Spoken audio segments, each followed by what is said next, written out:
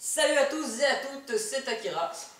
Nous voilà enfin pour le retour de l'interview poser les questions de vos rêves à Benoît. Voilà, pour ceux qui n'ont pas suivi, on en parlera à la fin de la vidéo. Voilà. Alors premièrement, on va répondre aux questions qui ont été posées sur YouTube. On ne sait pas répondre aux autres questions. Donc la première... Oui, la première, il faut que je m'excuse. Ouais, c'est ça, excuse-toi. Je m'excuse. Donc je ne sais pas à qui je dois m'excuser, mais si je m'excuse à toutes les personnes. Je suis encore... Au nom de... tu vas t'excuser à Kizumo. Kizumo, voilà, vraiment désolé. Parce qu'effectivement, je devrais le savoir, parce que de nouveau, je parle de nouveau mon fiston, mais il m'a bien fait comprendre qu'il y avait les animés, et qu'il y avait les dessins animés, et qu'il y avait les mangas. Donc effectivement, voilà, il faut parler d'animé quand on parle c'est pas bien. Voilà, de One Piece, c'est un animé. Donc voilà, exactement. Voilà, je le dirai, je ferai vraiment attention la prochaine fois. Moi, je suis en train de lire les commentaires, donc oui, donc tout à fait. Je marre, vraiment. mais...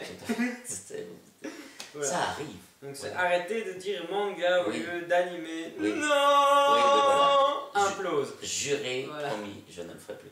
Voilà. T'as enregistré quoi aujourd'hui? Hein? Alors on a enregistré un animé, voilà, il a retenu la leçon. Oui. Et moi j'avais répondu XD, voilà, pour ceux qui n'ont pas compris, c'est un smiley à la verticale. Voilà, voilà, au cas où. Ben. Alors, première question, doublage au forfait ou à la ligne? Alors, question de Lucas Baudic. Alors, ici, on est dans en Belgique, en tout cas en France, je pense que c'est à la ligne. C'est une chose qui est sûre. En Belgique, on a fait, enfin, fut un temps, c'était au forfait. Voilà. Mais on s'est rendu compte qu'il y avait des disparités qui existaient très fortes entre des gens qui travaillaient énormément, qui avaient énormément de textes qui arrivaient à le faire très très bien dans un temps assez court, donc 2 heures ou 4 heures. Et on a aussi on a voulu réagir, on a fait grève d'ailleurs il y a 4-5 ans, il y a eu une grève. Parce que la question c'est donc doublage au forfait ou à la ligne, oui. Un avis, une préférence. Oui. Voilà. Et donc on est arrivé à une sorte de mixte. On est à la fois au forfait, mais les lignes peuvent dépasser le forfait aussi. S'il y a une préférence, c'est clair que quand on regarde le modèle français, je pense que c'est à la ligne, mais au niveau du temps, c'est pas déterminé. Maintenant, on peut me dire que je me trompe, je n'en sais rien. En tout cas, ici, c'est déterminé au niveau du temps. Et si on a un nombre de lignes plus important qui dépasse le temps, on peut avoir, on travaille par service, mini-service et puis des services entiers. Mais sur une période de 4 heures, il y a des gens qui réussissent à faire 2 services. Donc, ils peuvent être payés plus cher s'ils travaillent fort, beaucoup, enfin, s'ils ont un rôle important, ils peuvent le faire. Donc, moi qui suis... peut-être pas disponible pour faire un travail pendant 4 jours sur un produit, j'aime bien que ce soit cadré. On dise voilà, tu vas travailler pendant 2 heures, tu vas travailler pendant 4 heures, et que, suite de l'importance du projet... Que tu planifies 4 heures et que tu saches que tu as 4 heures où tu fais voilà, donc ça me permet de mieux combiner, parce que je ne fais pas que du doublage, je suis aussi comédien et je donne cours. Et c'est moi qui le connais. Voilà. Voilà. Et donc voilà, donc moi ça me déplaît pas. Ceci dit, effectivement, à la ligne, en France, ils sont franchement mieux payés que nous. Ça, faut le dire. Et oui, effectivement, voilà. Ça c'est une certitude dans le doublage, dans le domaine du doublage. Les Français sont beaucoup mieux payés, et surtout les Belges sont beaucoup plus taxés aussi. Ah oui, ça c'est vrai. C'est dans ce domaine-ci en tout cas. Le comédien de doublage en général est beaucoup plus taxé qu'un comédien de doublage français. C'est pour ça qu'il y a certains comédiens de doublage qui vont principalement jouer sur Paris. Il y en a quelques-uns qui... Voilà, il y en a même qui sont partis au Canada, carrément. Ouais. J'avoue que je ne sais pas au niveau du... On est taxé comme un employé en Belgique, mais les employés belges sont... Fort taxé. Voilà. Ce n'est pas le débat non plus. Non, voilà, mais je suis pour la sécurité sociale, donc quelque part, moi ça ne me dérange pas d'être taxé pour que... Voilà, exactement. Donc d'ailleurs, l'année prochaine, la DKV sera offerte à tout le monde pour 60 € en moins sur le salaire. Oui. Je déconne, c'est pas vrai. Donc, du coup, autre question. Mais ça rejoint un peu celle-là, parce que je vais fait peut-être un peu dans tous les sens, mais donc, autre question, toujours là-dessus. Est-ce que tu peux parler de tes revenus sur une séance en termes d'heures? J'ai pas envie de dire des bêtises. Oui, je pense qu'effectivement, donc il y a deux modèles. Donc il y a un modèle de mini-service. Un mini-service, c'est en dessous d'un certain nombre de lignes, hein, et c'est en dessous d'une heure et demie. Si on travaille en dessous d'une heure et demie, on gagne, je dirais en net, mais j'ai vraiment peur de dire des bêtises, Au 20 à la 50 euros touche, net, voilà, pour travailler. Mais alors, on peut très bien venir travailler 5 heures, si on a une boucle, si on a une ligne, on a un mini-service. On peut très bien faire une ligne. C'est pour ça que généralement quand tu vas, tu fais pas une ligne, tu fais généralement une séance complète Oui, d'une heure. mais il arrive des fois qu'un récurrent n'ait qu'une ligne et on a besoin de toi qu'une ligne. Ah oui, on a donc un Donc, il y a des doublage principal oui, qui je peux très bien travailler, faire une ligne, il a 50 euros. Sinon, c'est 75, 80 euros, je dis net toujours, il faut transposer avec le brut. Mais enfin, moi, ce qui me concerne, je peux, voilà, 75, 80 euros si on travaille au-dessus d'une heure et demie jusqu'à 4 heures. Donc, et si on est en dessous d'un certain nombre de lignes. Mais là, il faudrait peut-être que j'aille rechercher tout le travail qu'on a fait. Mais voilà, c'est vrai que ça peut paraître bizarre, enfin, ou peu payé ou pas bien payé, je ne sais pas. Moi, en l'occurrence, je sais que les choses, on s'est battu pour pouvoir être indexé sur ces salaires-là. On l'est, même si l'index est presque maintenant réversé. Voilà. Donc au niveau financier, c'est vraiment, ça reste quand même honorablement payé, parce qu'effectivement, ben là, on peut se retrouver des matinées où on fait une ligne dans un studio, et puis sur la même matinée, on va faire un demi-service ailleurs, et puis on peut gagner plus, voilà.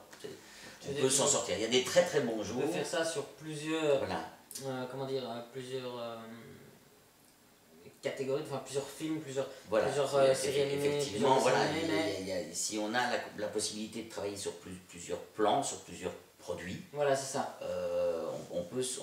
Ça peut se passer bien. Comme il y a des fois où on travaille pendant 4 heures et le nombre de lignes nous amène à être payé de service. Donc ça devient, alors à ce moment-là, sur 4 heures d'enregistrement, on gagne plus ou moins 160 euros net.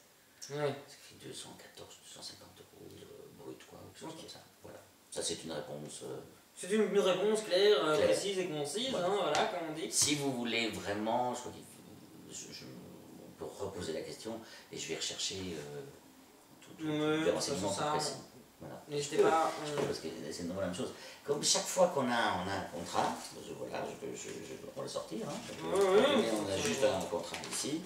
Alors, j'ai travaillé hier. Alors, monsieur est payé sur les. Donc, c'était sur Lego Star Wars. Lego Star Wars, 4000 euros net. Non, c'est pas ça du tout. Je plaisante. J'ai ici, si je regarde, c'est même pas marqué, tiens, si, c'est marqué quelque part. Voilà. Lego Star Wars. Voilà, ici. On est donc dans un service. Voilà, sur un service, j'ai gagné brut 133,61 euros. Avec une session de droit de 7,35 euros, ce qui nous amène à 140,96 euros. Mais. Brut. Moi, ce qui m'intéresse surtout, c'est le rôle qu'il a joué dans Lego Star Wars. Et je ne là, suis même pas en train de regarder les dans chiffres. Lego Star Wars, je joue Grabala. Grave, voilà, c'est ça. En plus, mais oui, on l'avait dit dans la première partie. Le cousin de Graba, si je ne m'abuse. Voilà. Je me suis mis il n'y a pas longtemps avec Lego Star Wars. Voilà. Voilà. Donc, effectivement, Mais oui, voilà. donc voilà, ici, par exemple. Difficile travail d'ailleurs sur Grabala. C'est un acteur américain qui fait la voix originale, qui est phénoménal. Il a des ruptures toutes les 30 secondes. Ce qui est difficile, et probablement je me demande si on n'a pas fait les voix sur ce qu'il a proposé, parce qu'à refaire pour rentrer dans sa bouche et dans son jeu, eh ben je suis les gros outres. Voilà. Voilà. Mais c'est assez intéressant. Alors, on a eu... allez, on va en parler.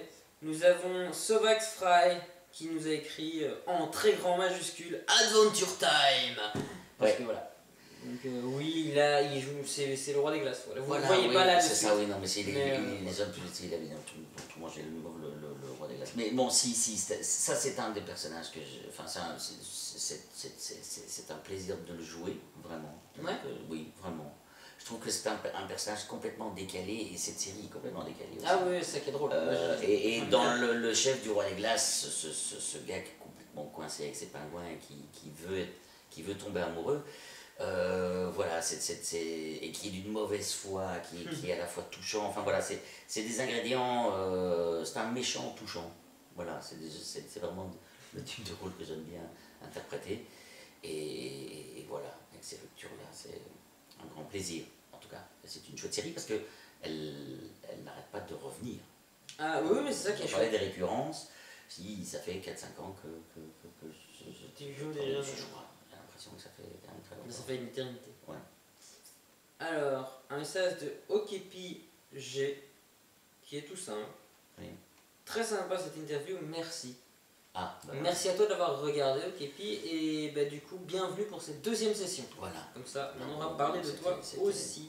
Oui, parce que c'est vrai que on n'a pas beaucoup l'occasion de s'exprimer. Et c'est vrai que je te remercie par rapport à ça, parce qu'effectivement, c'est l'occasion de dire, ben voilà, on rencontre des gens. Eh ben, moi, c'est important de savoir, je l'entends souvent, hein. Ouais, mais les voix japonaises, c'est mieux. Alors, c'est mieux dans certains cas, il faut le savoir. Ouais, Oui, il y a des mangas où je préfère le japonais, même où je préfère les comédiens de doublage anglais, sur certains mangas. Moi, j'ai beaucoup d'humilité, moi, par rapport au doublage en lui-même. C'est vrai que j'aurais tendance, et c'est à l'encontre de mon métier, de dire que j'aurais tendance à préférer les versions originales. Maintenant, effectivement, ça existe faire du doublage. Et pour un comédien, c'est quand même pas mal de se dire, tiens, je vais essayer de faire... d'essayer d'atteindre la qualité de jeu de ce qui est proposé. Et c'est vrai, c'est un travail. Et c'est vrai qu'il faut être humble. Parce qu'effectivement, pour les gens qui n'entendent que la voix française, ils s'y accordent. Moi, quand il y avait Starkey Hutch, j'ai été très choqué d'entendre les voix anglaises après. On a presque oublié ça. Ma compagne, voilà. Miss Kawaii, que vous avez sûrement déjà vu ou entendu parler, je suis un énorme accro à la série The Big Bang Theory. Oui. Je l'ai farci, c'est la 68e fois que je la regarde, je crois. Oui. En tout cas, 68e que je recommence depuis la saison 1 jusqu'à la nouvelle saison. J'ai regardé principalement en anglais, elle. Puis à un moment, elle a commencé à regarder avec moi, on a regardé en français, donc finalement, elle l'a entendu que en français. Ouais. Et l'autre jour, j'étais en train de regarder, je crois, la saison 1, je me la refais en anglais sur Netflix, voilà. Et elle déteste la voix de Sheldon Cooper, Sheldon Lee Cooper dans la série. La voix anglaise, elle peut pas la saquer, quoi. Mais c'est parce qu'elle s'est habituée complètement à la voix aussi. Mais ceci dit, de nouveau, je crois qu'effectivement, il faut se rendre compte que c'est un travail. C'est vraiment pas facile. Parce que nous, on a très peu de temps pour comprendre le jeu, pour comprendre l'instinct d'un acteur. Parce qu'il y a vraiment... un acteur travaille d'instinct quand il est filmé ou même quand il y a une voix est créée comme ça. Et nous, on doit à la fois subir la problématique technique, c'est-à-dire qu'il faut rentrer dans les labiales et tout ça, et trouver l'instinct de le faire. Mais on n'a pas des heures pour le faire. Donc on voit la boucle 1, 2 ou 3 fois, et puis c'est fini. Tu ne vois pas, si tu fais ton personnage apparaît dans plusieurs épisodes, en aucun cas tu ne vois l'épisode aussi en entier. Donc non, même si tu as les explications, machin. C'est pour ça qu'il y a un directeur de plateau. Mais c'est encore différent quand même, tu sais pas vraiment... Oui, et puis on est vraiment, puisque c'est financier, puisque et que le temps est compté, et qu'on doit être rentable dans notre travail, on n'a pas tout le film. Même si on a un film avec un rôle, on est sur le rôle. On ne sait pas ce qui se passe à côté.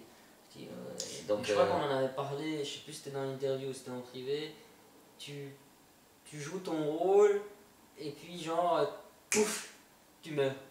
Oui, c'est ça. Donc, ça peut être très choquant. Oui, c'est ça. Il y a des gens qui apprennent après. Enfin, oui, c'est un classique, ça, effectivement, d'avoir un personnage et que ce personnage meurt. Et puis, souvent, c'est comment est-ce qu'on va lui annoncer que le directeur de plateau le sait. Et nous, on est obligé de vivre comme si on ne savait pas. Et puis, généralement, des fois, on se passe comme ça. Mais c'est vrai. Mais bon, voilà, ça reste quand même.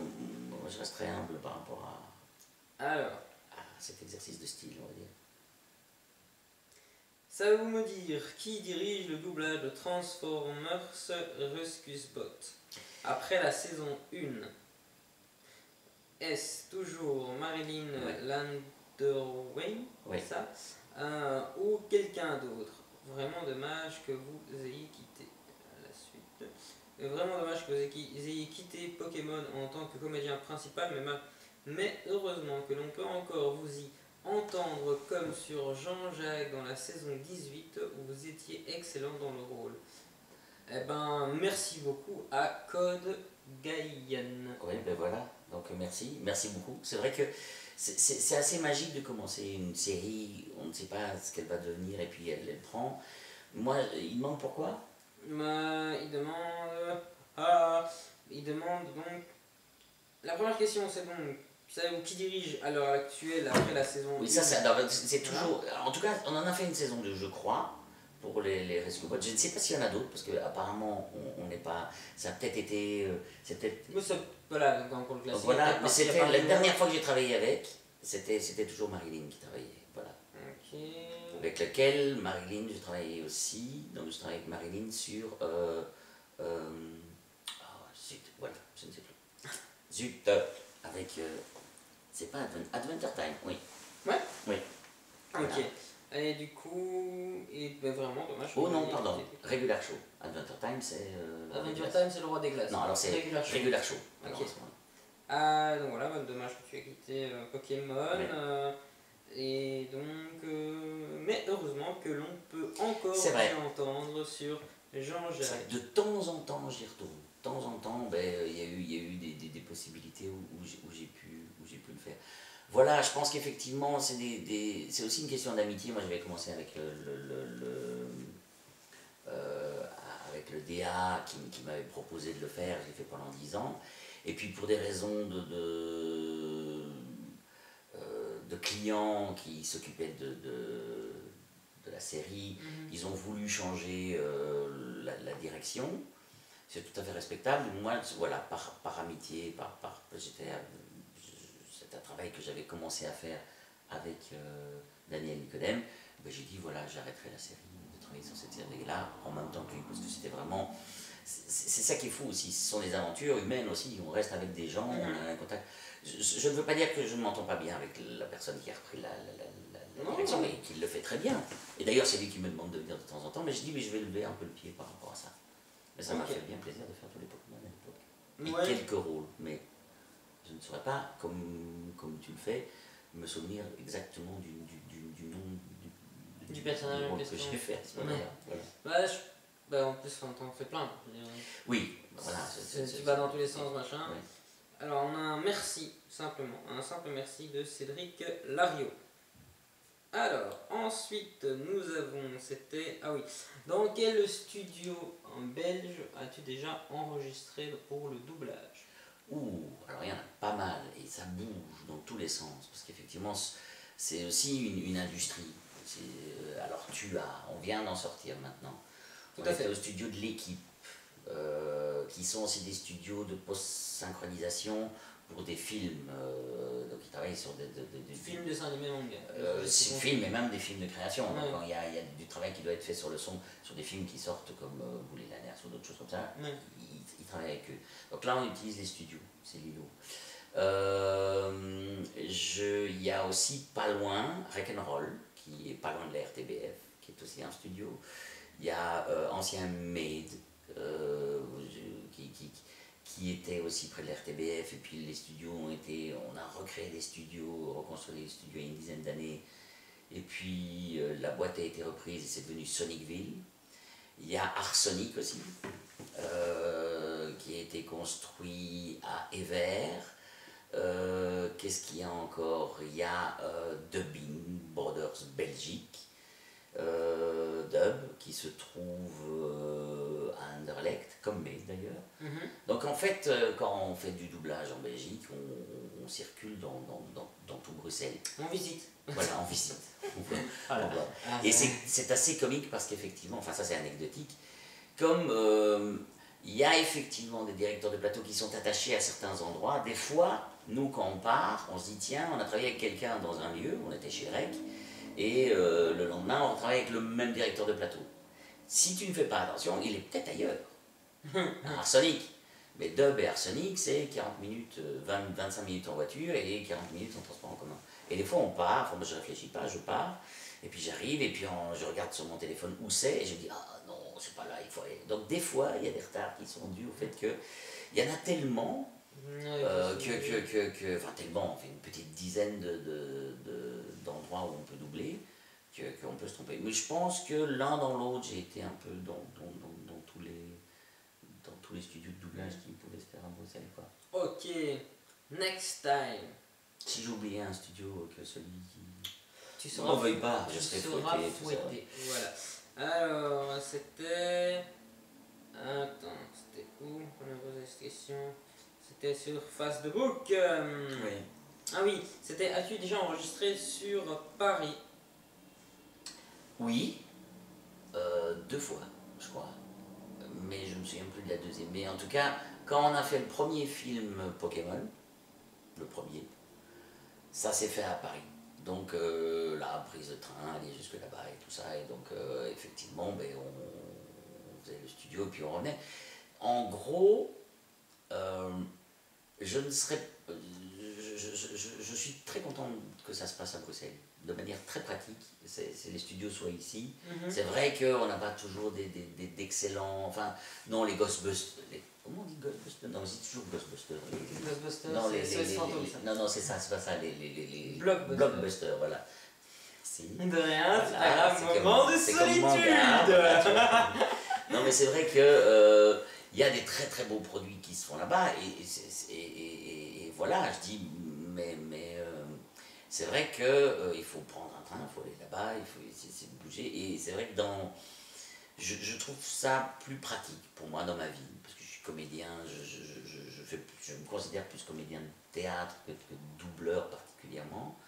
De savoir que je reste à Bruxelles et que chose se fasse à Bruxelles, voilà. Mais ça m'est arrivé. Mais pas... c'était un produit qui était à Bruxelles et qu'on a fait à Paris, chez Dub, je crois. Mais sinon, on ne m'a pas appelé pour aller là-bas, donc je reste encore... Principalement sur Bruxelles. Je reste probablement, je reste un doubleur belge moyen, on va dire. Alors... Ah oui, pourquoi Psyduck particulièrement? Donc pour ceux qui ne savent alors Psyduck, c'est un Pokémon psychopathe, mais parce que je pense que j'étais, oui je l'avais dit, hein, j'avais fait, c'était psychopathe, mais c'est parce que j'étais vraiment attitré. Oui, parce que les autres n'arrivaient pas à monter faire ce côté strident où quand il reçoit des coups sur la tête, il partait très fort, et moi c'était un rôle qui me faisait penser à Donald Duck dans la voix aussi. Et je pouvais partir sur des aigus très très forts quand il fait ses attaques. Et voilà, je m'en sortais dedans bien. Puis on s'était dit qu'il y avait certains qu'on préférait les uns des autres. Et ça m'est resté. Donc je peux dire que je suis vraiment celui qui c'est comme on faisait un peu tout le monde. Ouais. C'était celui que j'ai le plus fait. Voilà. Okay. Ça me faisait des fois mal à la tête de crier comme ça, il part dans ses...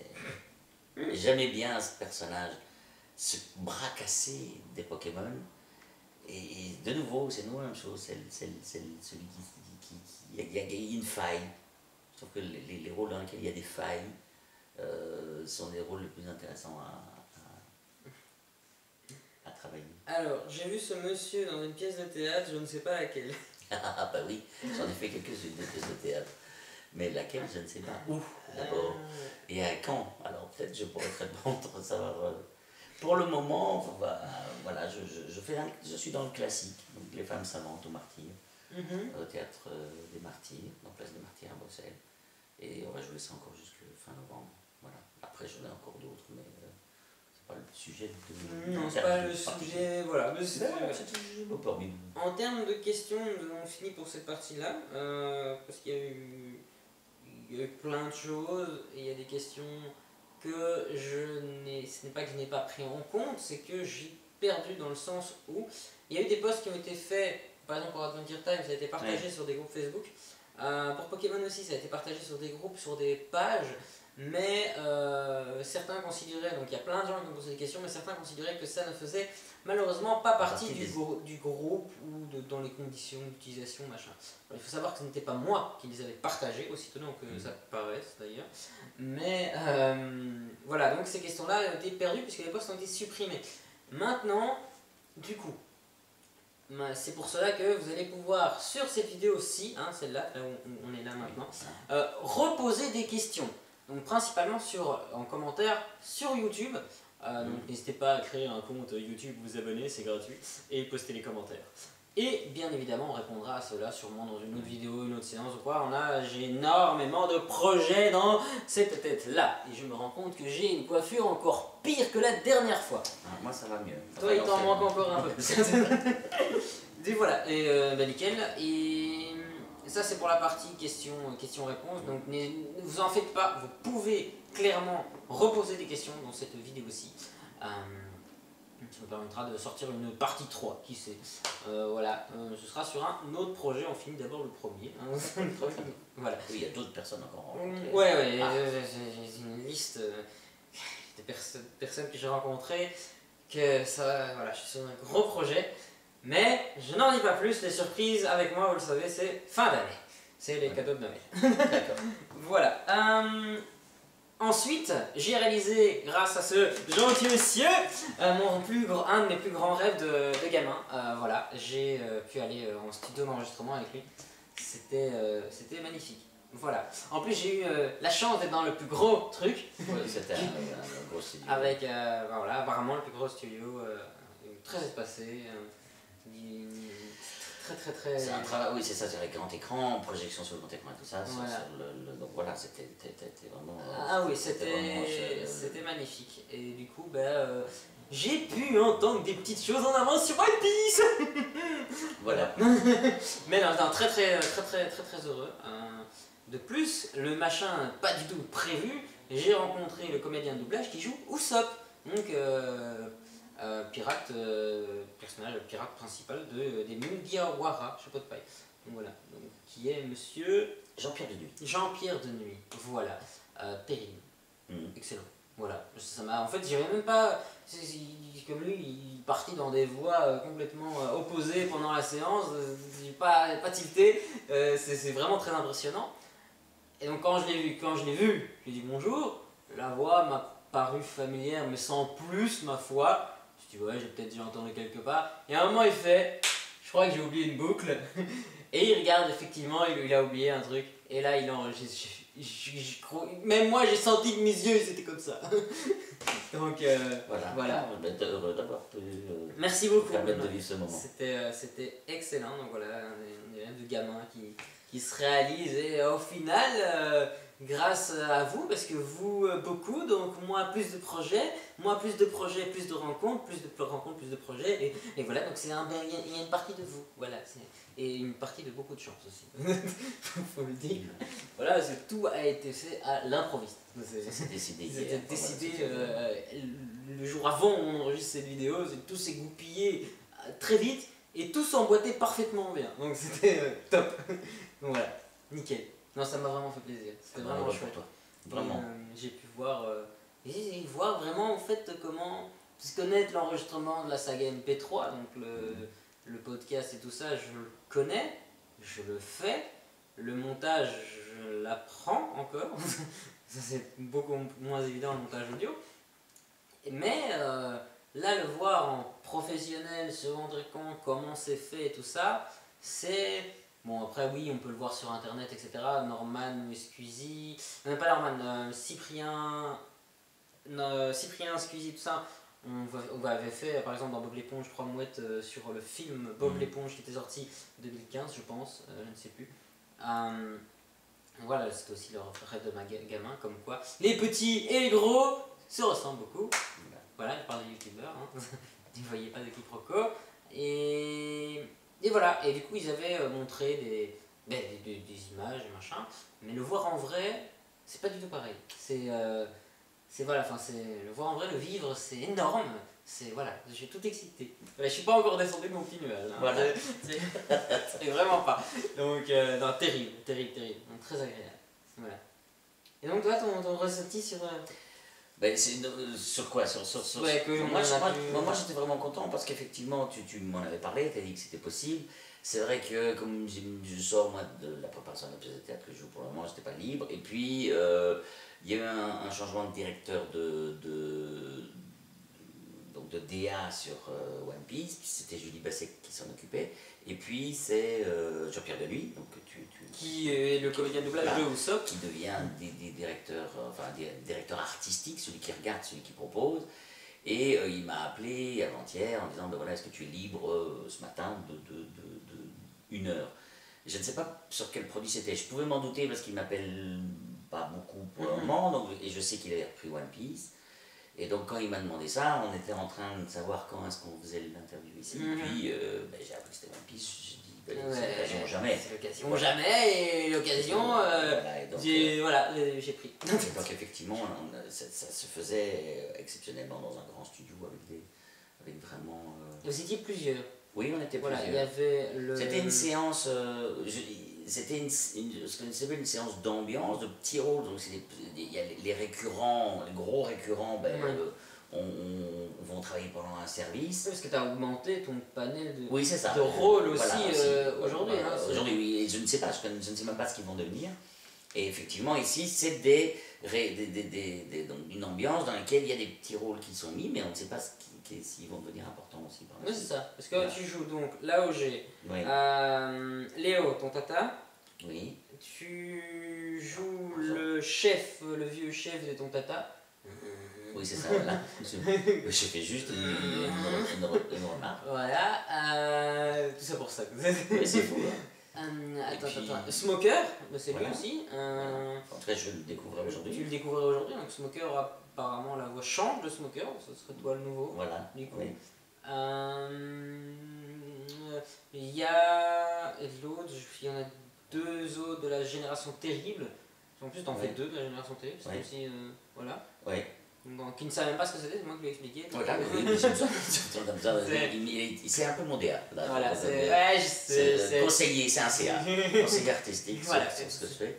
Et donc effectivement, la difficulté, c'est que ces voix, il faut avoir des termes différents. Donc il y a des voix que je prends plus dans le nez, d'autres que je prends plus dans mes graves, d'autres plus en nez. Mais ça, en animé, un point. On est plus amené à travailler sur les panels de voix différentes qu'on puisse avoir. Quoi. Voilà. Ouais, c'est ça. Et surtout, moi, ce que j'ai beaucoup aimé, c'est que tu as joué très très calme. Oui. La majorité de tes rôles étaient assez calmes. Mais j'ai bien aimé quand tu as joué un personnage qui s'énervait un petit peu. Là, je t'ai vu sur un cran un peu différent, c'était très agréable aussi. Tout à fait. Il faut rentrer dans les... Mais sur un animé comme One Piece, on peut pas approcher ça en mineur. Non. On peut pas, c'est pas assis dans un siège non plus. Donc il faut soutenir. Et puis quand ça part en énergie, comme ça part souvent en énergie, il faut pouvoir suivre à ce moment-là. Parce qu'effectivement, il y a de la musique, il y a toute la VO, enfin la musique et l'ambiance qui est autour. Il faut qu'on puisse rentrer dans l'image. Oui, tout à fait. Voilà.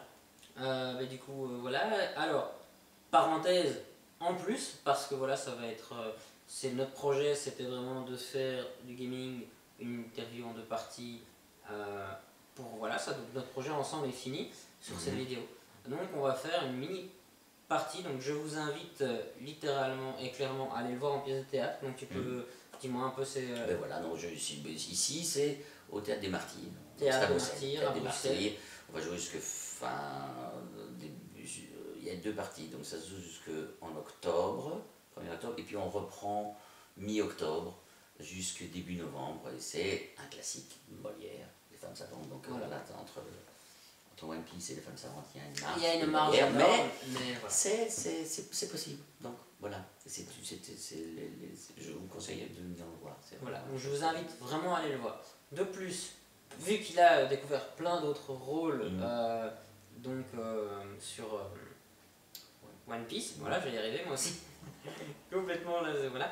Et je vous invite également, du coup, pour le découvrir encore plus sur plus de voix, à acheter le dernier DVD de One Piece qui sortira normalement dans 1 mois et demi. Voilà, oui, je l'ai supposé, dedans sera le dernier tome, entre guillemets, hein, de coffret, on va dire coffret, donc je vais me faire lyncher aussi.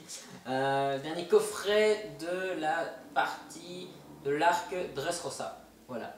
Donc je vous invite littéralement pour découvrir. Il y a des nouveaux rôles qui ont été ajoutés, des nouvelles voix, la direction artistique change. Pour que vous puissiez vraiment vous faire une idée nouvelle. Voilà. Okay. Bah oui, il faut. Oui, tout à fait. Voilà. Il faut aider, il faut être solidaire dans la vie. Voilà. Et puis moi je remonte en fait parce que je vais retourner sur mon nuage là. Donc voilà. Mais merci à tous et à toutes d'avoir fait cela. Merci à vous. Voilà, merci à toi. Ben oui. Très agréable. C'est un plaisir en tout cas. Un coup de bol de la rencontre et tout. Ouais, mais c'est bien parce que tu vas continuer à rencontrer. Ouais, c'est ça qui est génial. C'est vrai que plus d'interviews, plus de noms, plus de machins et tout. Ça va. Fin d'année, normalement, j'espère avoir le truc que je veux. On va y arriver. Et commentaire pour finir, si vous n'avez pas pu poser les questions que vous vouliez ou qu'elles ont été supprimées ou que vous en avez d'autres qui reviennent, voilà, Scarlett Johansson ou Angelina Jolie. Je les connais pas. Ouais, je les connais pas. Sinon, il faudrait remonter les photos, tout ça, que je puisse analyser les choses et tout, calmement. Mais ça va. Oui, non, je vois. C'est qui? Scarlett Johansson, c'est Angelina Jolie, je vois. Mais elle joue dans quel rôle, Scarlett? Je sais pas, moi, regarde sur internet. Ah d'accord, je regarderai et puis voilà. C'est deux jolies femmes, je crois. Ouais, d'une certaine manière. Ouais. Voilà. Chacun ses goûts, voilà. Chacun ses couleurs, chacun ses envies. Encore un merci. Merci à vous. Et n'hésitez pas du coup à mettre un pouce bleu sur cette vidéo, à la partager, à vous abonner à notre chaîne YouTube Saga Audio Company, parce que n'oubliez pas, c'est un abonnement gratuit. Il vous suffit de créer un compte Google ou créer un compte simplement YouTube, et c'est un abonnement simplement qui ne vous coûte rien du tout. Et moi ça met un petit chiffre joli en plus. Voilà, ça fait plaisir. Nickel. Voilà, un petit mot de la fin, un petit coucou, un petit bisou, voilà, un petit chouille. Mais non, quoi qu'il en soit, c'est bien, continuer à regarder, parce qu'effectivement ça vous permettra de rencontrer peut-être mettre des visages sur des voix que vous... Je trouve ça intéressant, voilà. Enfin, intéressant ou pas, mais je dis, c'est en l'occurrence, je crois que ça vaut la peine de découvrir moi je trouve ça super les richesses artistiques de ce pays. Nickel. Voilà. À très bientôt, salut tout le monde.